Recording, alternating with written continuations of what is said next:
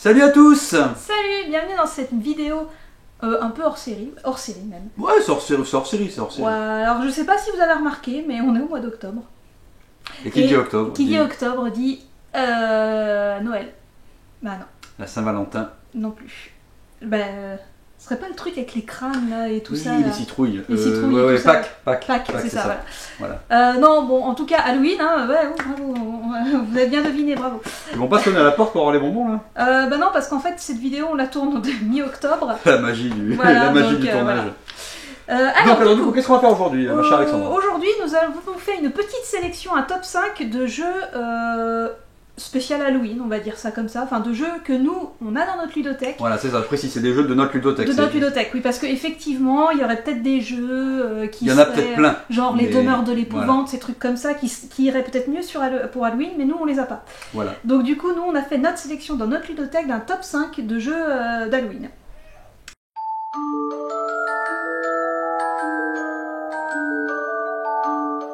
Et on va commencer par le premier. Alors je dis tout de suite, c'est pas un top 5 dans le sens où celui-là oui. qu'on va dire là, c'est le numéro 5, il n'y a pas d'ordre, on va en donner 5. C'est une sélection. C'est une sélection, voilà. Donc le premier, vas-y, celui qui te... Et bien moi, premier, je voudrais bien qu'on mentionne celui-ci. Subterra, oui, alors Subterra, on le voit bien, oui, on le voit bien. On le voit bien, oui. Du coup, Subterra, c'est... comment expliquer que c'est un jeu, oui, spécial pour... ouais, enfin, il y a une petite ambiance, je dirais pas qu'il y a une petite ambiance Halloween, parce que moi, il me fait penser au film The Descent. Oui, c'est ça, oui. Voilà, alors The Descent, c'est un film qui pourrait très bien passer pour Halloween aussi. Et en fait, Subterra, c'est un jeu coopératif déjà. Voilà. Dans lequel on va incarner un personnage chacun, donc ça peut être je sais plus ce qu'il y a comme personnage, mais il y a le médecin, oui, enfin il y a etc. Ils ont chacun des particularités, voilà. On les choisit en début, ils ont leur propre point de vie, leur machin. Voilà, ils ont des points de vie, etc.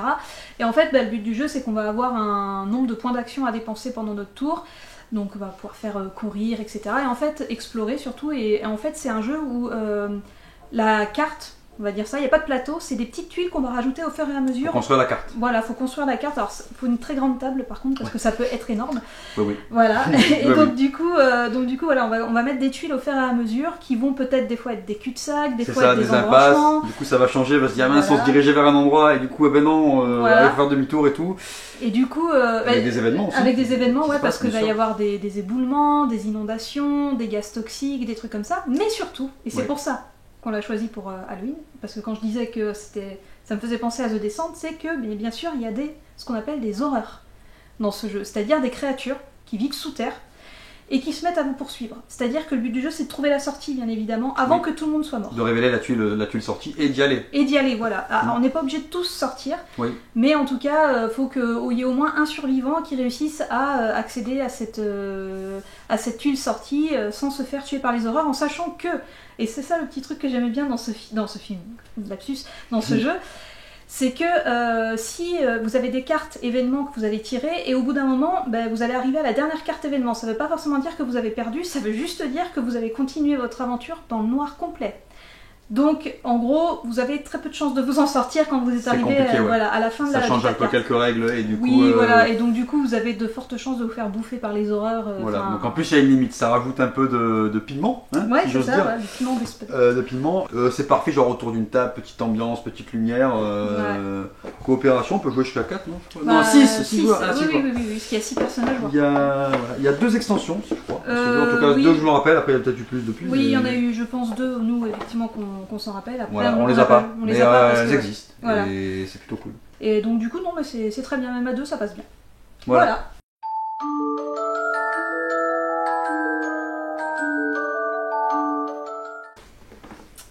Exit, les catacombes de l'effroi. Alors, vas-y.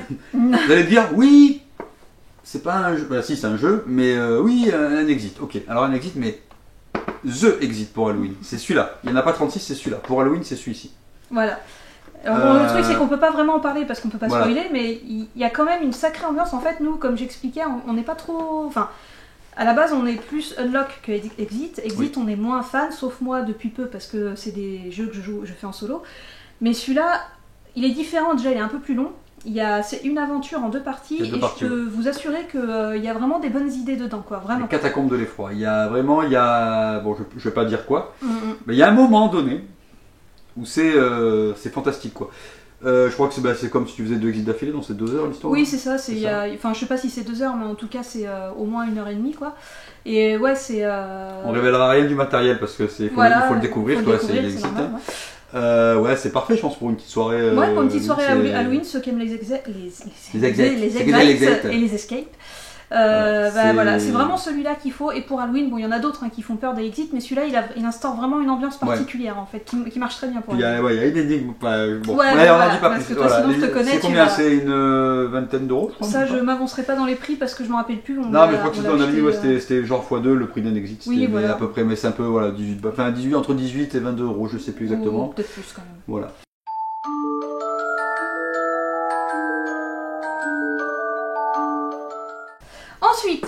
Ensuite, alors je vais pas mettre celui-là tout de suite, je vais d'abord mettre celui-là. Oui, alors voilà. Oui, c'est vrai que celui-là. Alors, un vieux jeu. Un vieux jeu, alors oui. Un jeu de cœur. Oui, bah oui, parce que. Je te laisse en parler du coup, parce que depuis tout à l'heure c'est moi qui. Ouais, pas de problème.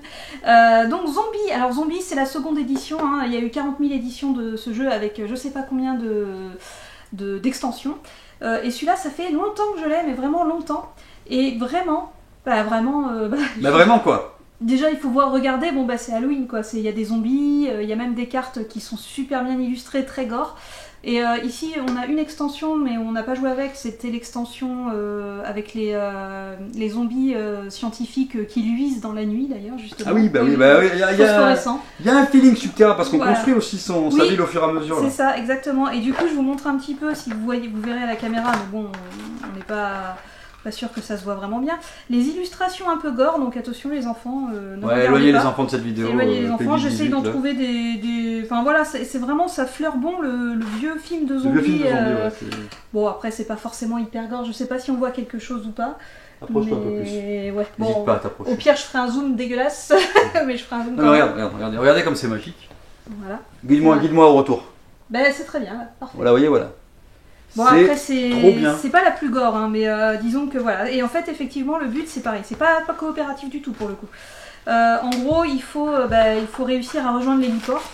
Donc pour ça, il faut trouver la tuile héliport. Oui, c'est comme Subterra, fallait trouver la tuile sortie. Là, il faut trouver la tuile héliport. Sauf que c'est pas du tout coopératif, c'est-à-dire que le but du jeu, on va incarner un personnage, on va avoir une petite figurine, et du coup, pareil, on va avoir des actions, on va pouvoir explorer, etc., rajouter des tuiles pour former de plus en plus le plan de la ville.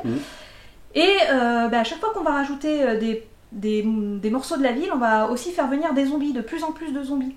On a des balles et des points de vie aussi, et le truc c'est que va falloir des fois essayer de fouiller les bâtiments pour récupérer des points de vie ou des balles pour pouvoir se débarrasser des zombies, parce que ça se passe avec un lancer de dés en fait pour tuer les zombies, enfin c'est à l'ancienne quoi, c'est un vieux jeu.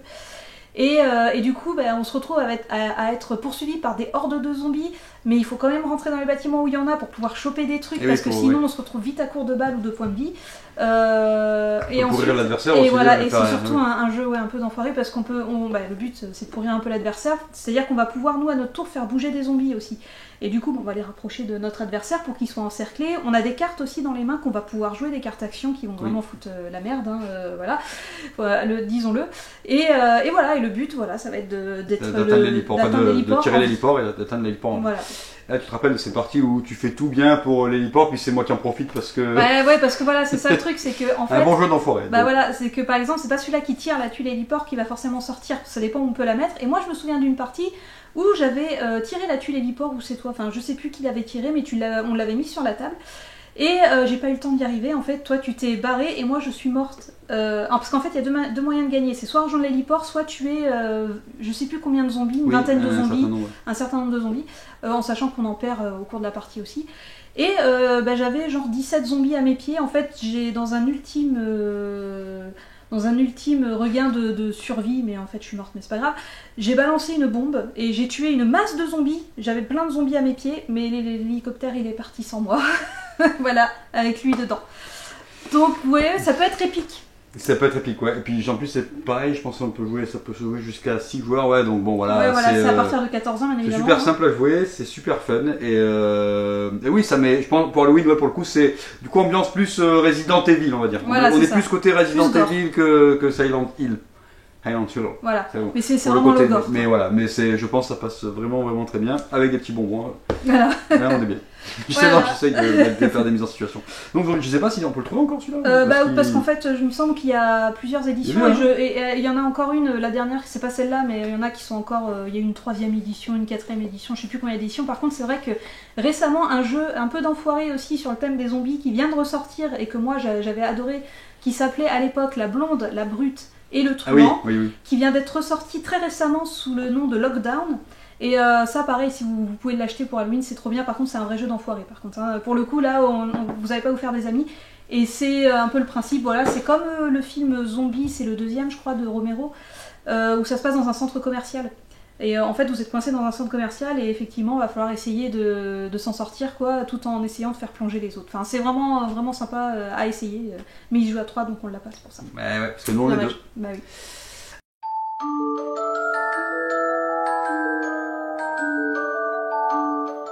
Alors. Et maintenant on va vous parler de... Alors, bon. Que dire? Bah montre-le déjà. Alors. Déjà pour commencer. Amelia Secret. Alors, on va pas donner notre avis ni quoi que ce soit, c'est juste pour expliquer un peu le concept du jeu. Voilà, le concept du jeu, alors je pense qu'il faut... Alors je vais essayer sans trop... Ouais, voilà. En gros c'est un escape game en réalité augmentée. Via une appli. Via une appli, voilà, qu'on peut faire chez soi. Donc le principe c'est qu'il y a deux scénarios dedans. Bon, il y a une démo mais c'est pas vraiment un scénario. Il y a 2 scénarios, un de 20 minutes et un de 60 minutes je crois. C'est ça, donc il y a la petite partie et plus longue partie. Et du coup en fait le principe c'est que vous allez avoir des marqueurs. Elle montre pas tout, ça spoil. Non, ça spoil pas. Bah non, parce que quand tu ouvres la boîte, t'as ça. Donc ça spoil pas, vous inquiétez pas, vous savez pas ce que vous allez faire avec. Voilà. Donc vous avez plein de marqueurs. On vous indique où les mettre. Donc par exemple, ici, on a le miroir qui. Et en fait, c'est marqué placer le marqueur sur une porte à 1,50 m de hauteur. Vous allez avoir des marqueurs que vous allez devoir poser sur une table, enfin etc. Donc en gros, vous disposez ces marqueurs un peu partout chez vous. Vous faites comme vous faites comme vous voulez pour vous faire vous-même votre propre, on va dire, lieu d'escape game. Quoi. Voilà, en gros, voilà, tout est expliqué, hein, c'est pas hyper compliqué. Vous lancez l'appli et vous choisissez le scénario que vous voulez faire et là, vous vous lancez. C'est comme on a dit en réalité augmentée. Donc en gros, vous allez déplacer votre tablette, Oui, avec l'iPad c'est mieux. Voilà, vous déplacez votre tablette et puis du coup, elle est augmentée quoi. Ça va sur l'écran de l'iPad, vous allez avoir des trucs qui vont apparaître. Là où il y a le miroir, il y aura un vrai miroir. Il y a des énigmes à résoudre, donc des fois ça vous demande d'aller chercher l'objet que vous avez mis dans telle pièce, donc du coup vous repartez. Il y a vraiment un côté comme des sensations vraiment comme une escape game quoi. Genre il faut retourner là-bas, machin, la cheminée, attends la cheminée c'était où? On se promène dans la maison avec du coup ces marqueurs là, donc idéalement il faut le faire avec la lumière éteinte et juste une torche pour éclairer, pour que ça filme mieux là, sinon ça marche pas la réalité augmentée dans le noir. Oui voilà, faut une lampe torche pour que ça. Mais par contre, faut pas le faire en plein jour sinon ça coupe le truc. Mais vraiment c'était, je sais qu'on a vraiment amusé. Alors certes il est pas parfait. Oui mais bon, voilà, on va pas donner notre avis de toute façon. Voilà, on n'a pas notre avis maintenant, mais par contre je trouve que franchement c'était la bonne surprise quoi. Mais après c'est que ce jeu est bien. Après, si vous voulez, vous pouvez même décorer, je sais pas, chez vous, comme vous ferez pour Halloween, quoi. Et puis du coup, voilà, vous baladez avec la lampe torche et voilà, essayer de résoudre les énigmes, en sachant que c'est quand même assez. Enfin, c'est pas pour les enfants. Hein, oui, bien sûr. Et c'est à partir de 12 ans. Ça va. Alors ils mettent 60 minutes, c'est pour le scénario. Parce qu'il y en a un autre moins long. Voilà. Et de 1 à 4 joueurs, donc voilà, Amelia Secret. Si ça vous dit d'avoir un petit escape en réalité augmentée chez vous, qui coûte pas très cher, et il est encore en vente à certains endroits, il date de l'année dernière ou quelque chose comme ça. Donc voilà. Ils tiennent un super concept, je trouve, et j'espère vraiment qu'il y en aura d'autres dans l'avenir, parce que c'est vraiment bien, en fait, le côté des marqueurs et tout. On s'éloigne un peu du J2S. Oui, c'est un peu, voilà. mais c'est un escape game quoi.